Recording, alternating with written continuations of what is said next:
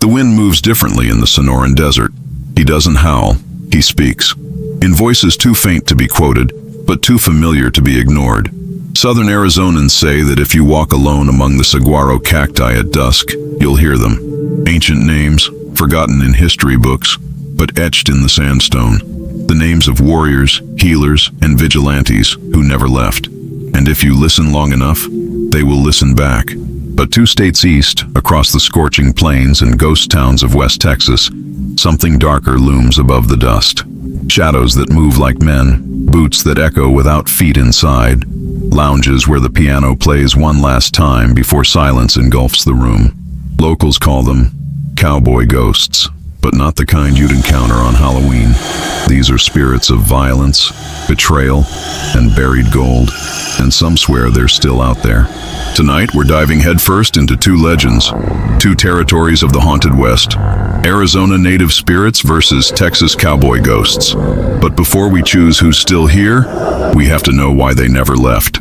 Long before Arizona had borders, before Phoenix emerged from the desert like a mirage of an oasis, the land belonged to the Whispers, the Hopi, the Tohono O'odham, the Apache, the Yavapai, tribes who not only inhabited the land, but became this. They didn't bury their dead under it, they honored them there. According to oral history recorded in the early 1900s by anthropologist Charles Fenno Hoffman, passed down by tribal elders Nakwai, the Sonoran Desert was seen as a living corridor, not only geographically, but also of memory. Sand dunes were said to move to protect sacred places. The wind was believed to carry the last breaths of tribal leaders, who continued to guide their descendants long after their departure. "We don't believe the dead have disappeared," said cultural preservationist Loma Whitefeather, a modern Hopi artist and activist. "We believe they have transformed, and they can still respond if called upon correctly. And some respond even when no called." A town where the dead never left, Tohono Shadows. In 1973, an Arizona Highway Patrol report documented the death of a truck driver named Don Raskin. His truck left a remote stretch of State Highway 86 near Sells, Arizona, Tohono O'odham Nation territory. His last radio transmission: "There's a man in the middle of the street. He's glowing." No man was found. No other vehicles were involved. The truck exploded. But ask the tribesmen in the area, and they'll tell you exactly what Don saw. Not a man. A Wixaka, a spiritual guardian invoked during crises, sometimes misunderstood by outsiders. A protector, or a warning. Locals leave turquoise stones near the site, a customary offering for a peaceful passing. Ancient rituals and modern shadows. Some say these legends are metaphors, symbolic echoes of cultural traumas and memories, but others point to physical traces. In the abandoned cliff dwellings of Montezuma Castle, infrared photographs taken by National Park researchers in 2009 reportedly revealed dozens of handprints that did not match any carbon or historical paint residue, prints facing inward toward the stone, as if they had been pressed from the inside out. And in Flagstaff, a park ranger named Clara Jensen recorded audio of soft rhythmic drumming echoing through Walnut Canyon on a night with no visitors and no percussion instruments for miles. When played for Hopi elders, they agreed. "This is not a warning," one of them said. "It's a greeting." In 1994, hikers in the Superstition Mountains, a place already steeped in legend, reported being guided by a man in full ceremonial garb after being lost for more than 16 hours. The man said nothing, only gestured, until he led them to a ranger station. When they returned later to thank him, the rangers were perplexed. There was no tribal reenactor employed in the park. No one matching his description had ever passed through the area. But the tribal elder Matthew has offered a theory. He was one of the mountain masters, he said. Spirits who help those who respect the land. But if you're greedy, he didn't finish the sentence. The line between legend and law. Perhaps most fascinating is how Arizona police have quietly acknowledged these phenomena over the decades. In a 2002 internal report from the Arizona Department of Public Safety, never officially released, but leaked by a retired officer in 2015, several patrol incidents on tribal lands mentioned visual anomalies, unexplained figures, and auditory hallucinations verified by dashcam. One file says, A police officer observed an unknown humanoid silhouette kneeling in the street. As he approached, the figure disappeared. No fingerprints, no heat signature. The officer was visibly shaken. Cultural echoes, from spirits to screens. So how does this centuries-old desert mysticism shape the stories we tell today? Look no further than pop culture. From Jordan Peele's mysterious Navajo shadow walkers, No, to the ritualistic horror of The Wind, 2018, filmmakers are taking direct inspiration from these whispered truths. Even in video games like Red Dead Redemption 2, secret missions buried in Arizona-like terrain involve spectral figures and tribal visions. The spirits here are not chained to death. They choose to stay, to watch, to teach, to test. But in Texas, ghosts don't stay to have peace. They stay for revenge. The West Texas sky stretches like a dry, endless blanket, tinged orange in the late afternoon and deep purple at dusk. There, where nothing moves but wind and dust, stories emerge that seem torn from cursed diaries, where the clang of saloon bells echoes through empty canyons. It's not just a legend told in whispers around campfires.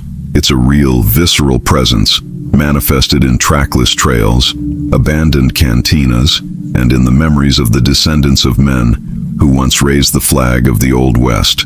The origins of these ghosts date back to the 19th century, when Texas still burned with violence and ambition.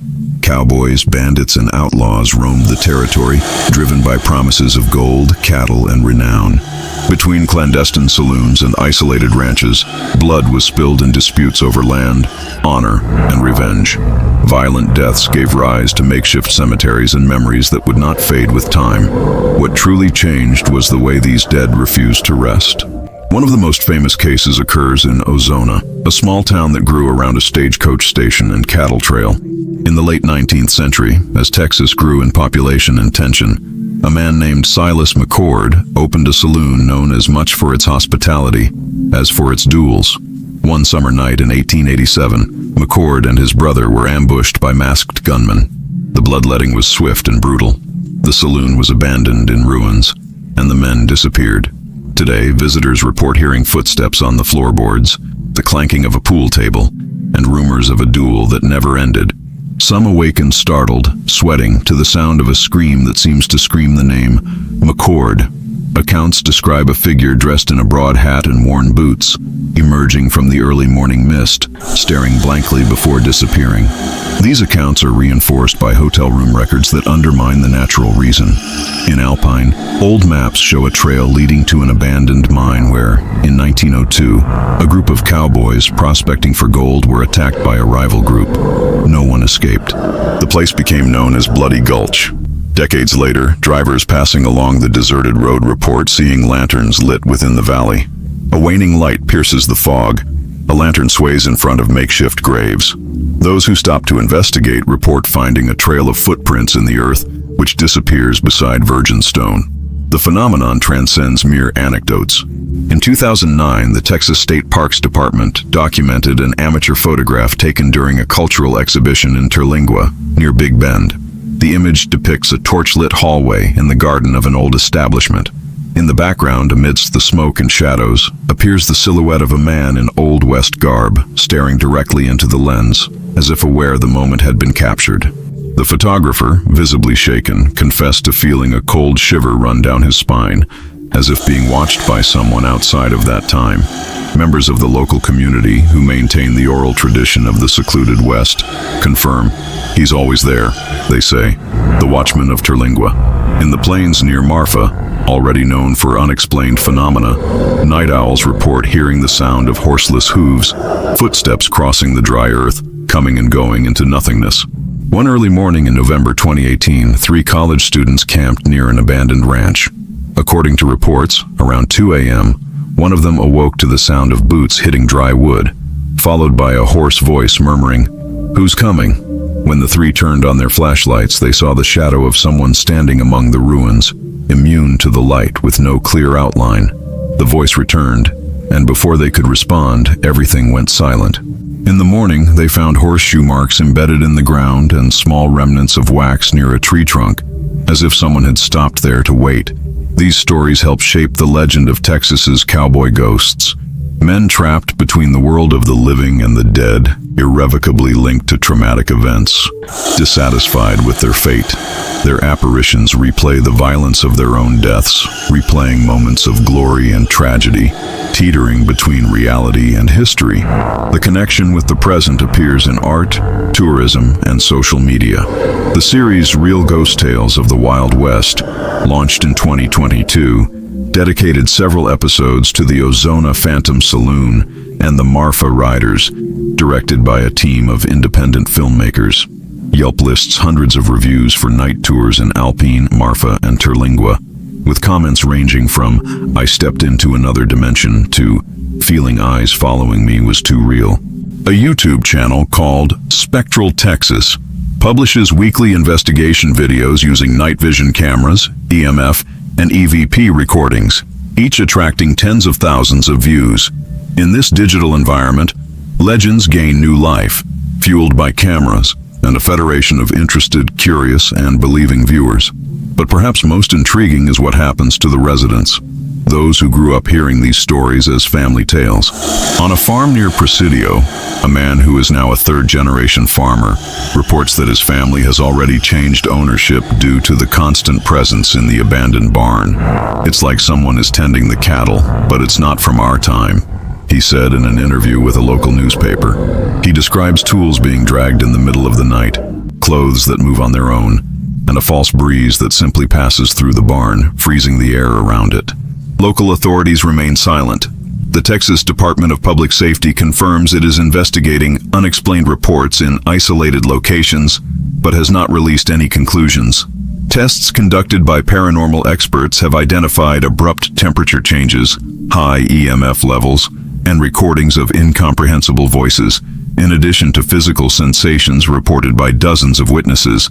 This clash between historical trauma and modern night cameras is what keeps the legend alive. It's not just about sounds or silhouettes. It's about connections, imprisoned memories that don't ask to be heard. They demand it. The curious phenomenon of the entity's repeated routines, footsteps heard nightly, chairs moving, bandoliers falling, suggests that these souls perform an eternal ritual. Not a sacred ritual, like the Arizona natives, but a ritual of repeating the moment when everything went wrong. These are messages embedded in the present. Here was blood. Here is remembrance. Meanwhile, paranormal tourism is booming. Apps like Ghost Artex and Paranormal TX aggregate haunted locations and allow bookings for tours complete with sighting statistics. In 2024, the town of Alpine saw a 20% increase in curious visitors. The local government, following social studies, decided to invest in safety signage and permit small, supervised nighttime events. The goal, of course, is to turn legends into a local economy, even if it comes at a price for gullibility. In a video posted by a Marfa blogger, now with over 100,000 followers, she describes the experience of camping under the stars and feeling a tug on the blanket near a campfire. In the video, the camera captures 2 points of bluish light passing behind her. The phenomenon is brief, but enough to spark thousands of comments among believers and skeptics alike. What explains this intertwining of death, sound, and the struggle for recognition between the living and the dead? Some say that collective trauma forged a psychic link between generations, an emotional memory slaughtered in the environment. Others point to geological fault lines, nighttime fog with luminescent properties, or even remnants of ancient substances used by gunmen to preserve bodies or equip ammunition, capable of generating temporal chemical reactions in the environment. Still, visual and auditory reports persist. Researchers at the University of Texas at El Paso analyzed soil samples at apparition sites. They found unusual organic compounds and pH variations that trigger sensations of cold, disorientation, and anxiety. Factors that, when combined with suggestion, can certainly produce hallucinations. But they can't explain real footprints, melted wax, and moving objects. And then another layer emerges: cup feedback.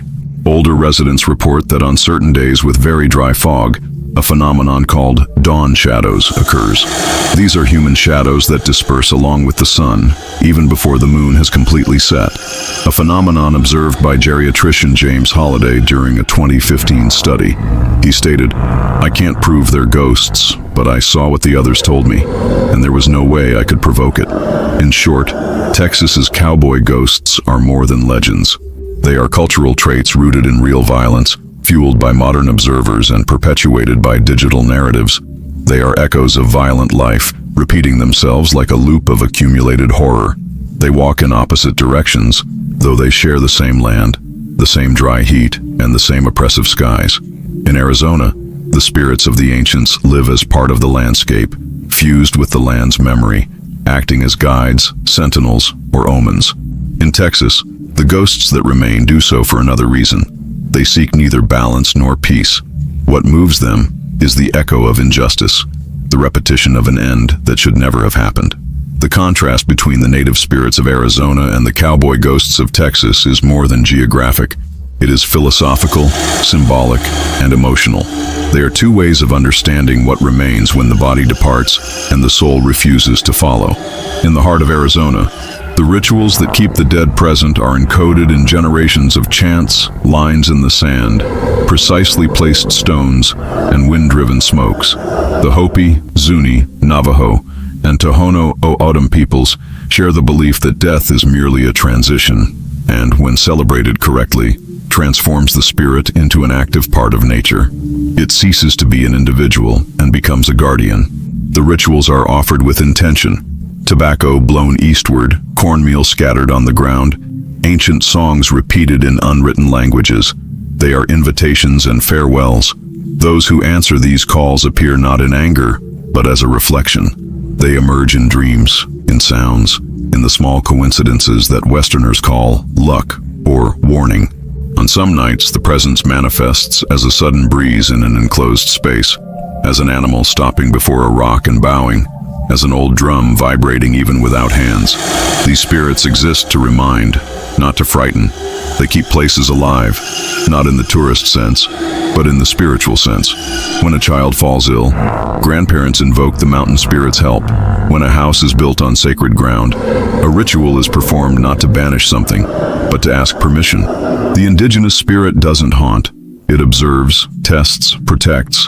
Its language is the wind. Its time is not ours.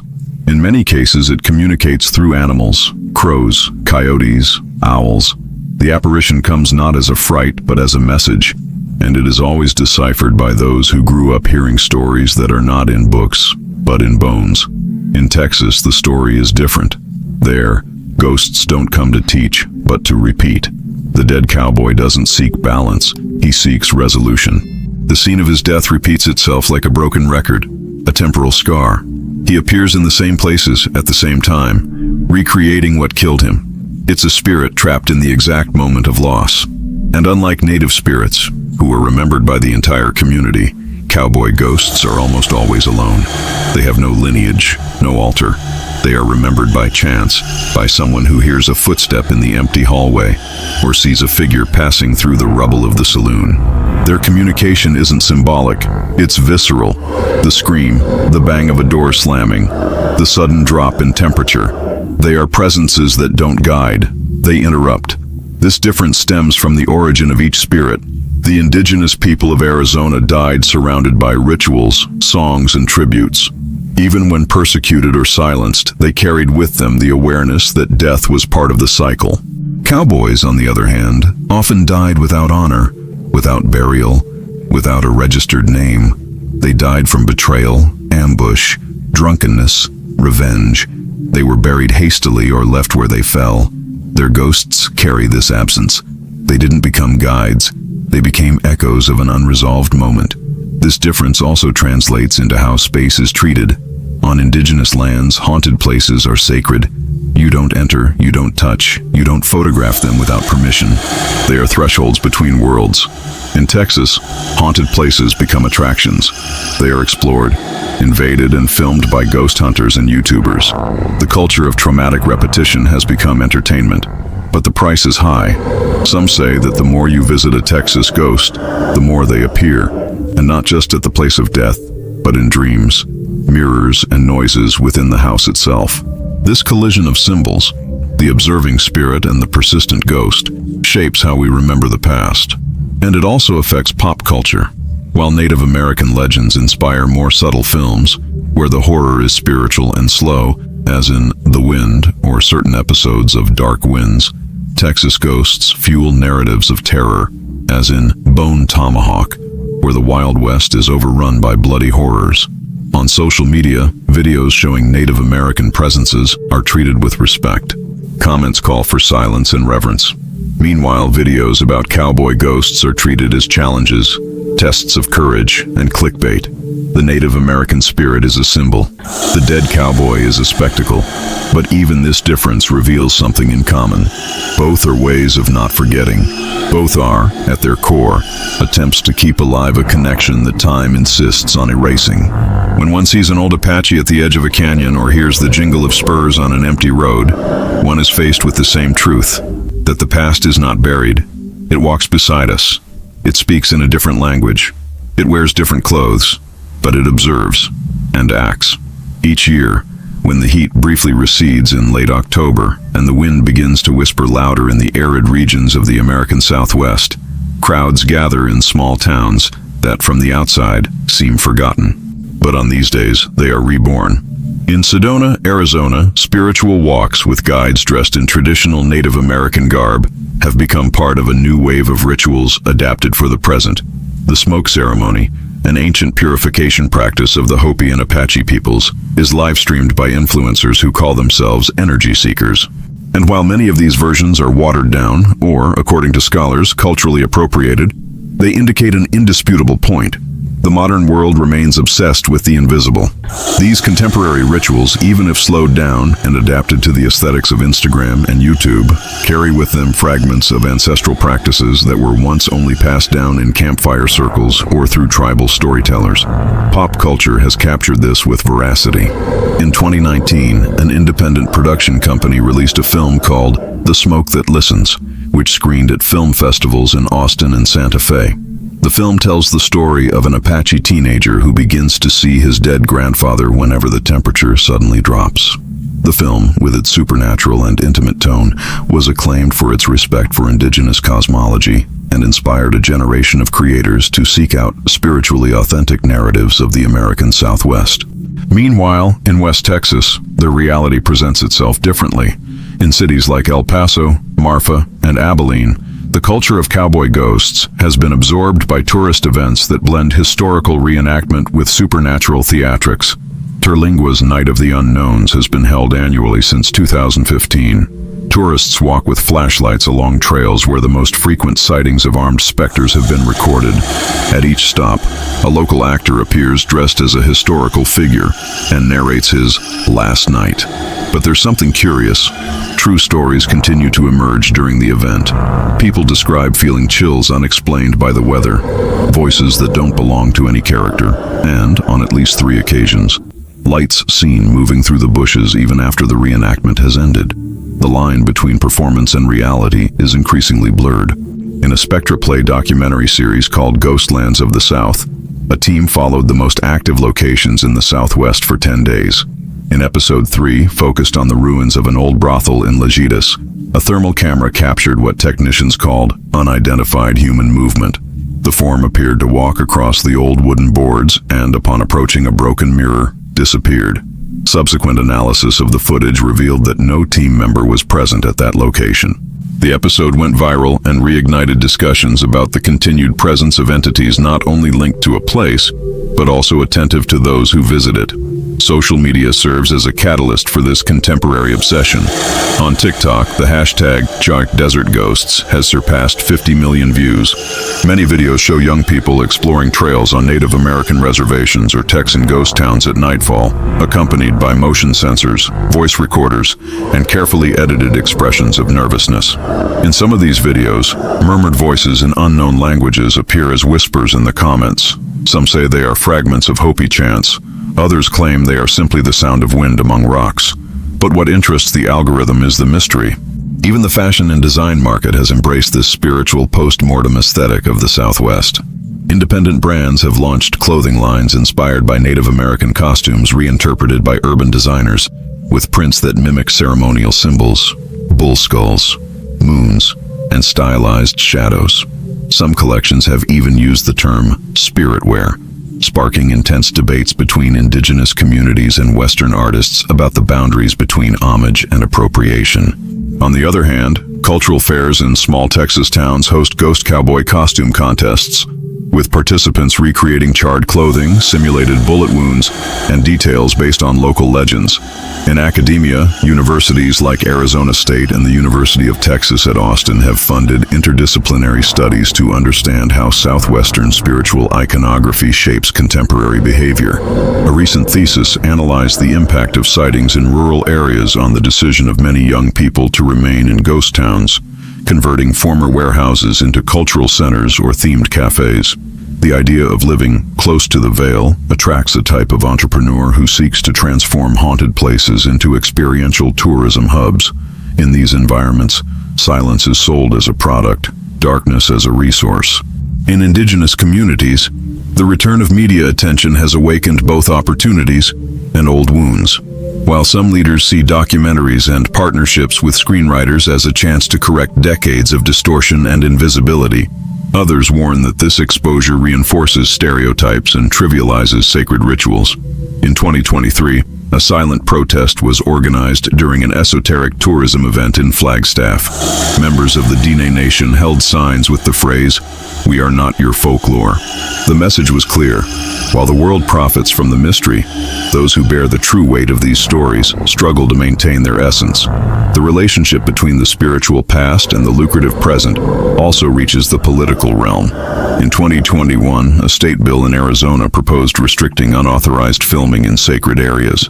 The justification was to protect sites of ancestral significance from sensationalist exploitation. The proposal received support from indigenous organizations and also from conservative groups advocating for the protection of cultural heritage. However, it was harshly criticized by influencers and paranormal content creators who saw the bill as a threat to freedom of expression and independent investigation. The tension between respect and access, tradition and spectacle, became more visible than ever. In Texas, where cowboy mythology is part of the cultural DNA, this conflict presents itself differently. On the one hand, there's state incentive to transform legends into lucrative festivals. On the other, a growing movement among historians calls for a critical re-examination of heroic narratives and their connection to episodes of racism, massacres, and land grabbing. The ghosts that today entertain tourists in abandoned saloons, they point out, were in many cases victims of a cycle of structural violence that repeats itself in new forms. The search for the supernatural, at its core, may also be a search for belonging. In a fragmented, fast-paced world, saturated with stimuli, the silence of a ghost town or the slow gesture of a native ritual become gateways to another dimension of time and meaning. And if these places are still inhabited by those who refuse to disappear, perhaps it's because they carry a memory that still demands to be heard. The present, in this arid corner of America, cannot be separated from what came before. It is shaped by shadows, sculpted by forgotten names, and constantly confronted by voices that refuse to be erased.